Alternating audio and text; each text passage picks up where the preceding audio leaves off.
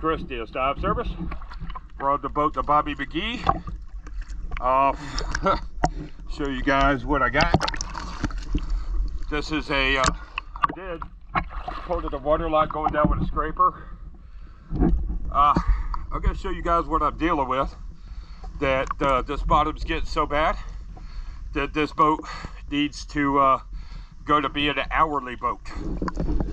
And I'll show you why. Just 1 second.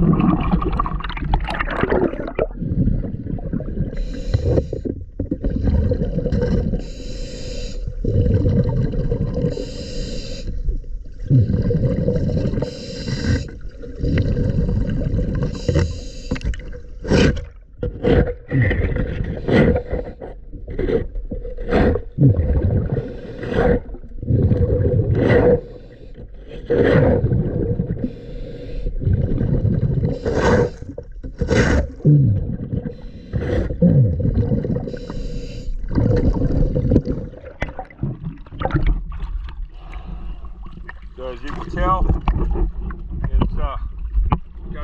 it's got a lot of coverage. So we'll report back when I'm done. I've been in the water for 7 minutes. So since 8:30, let's see what time I get done.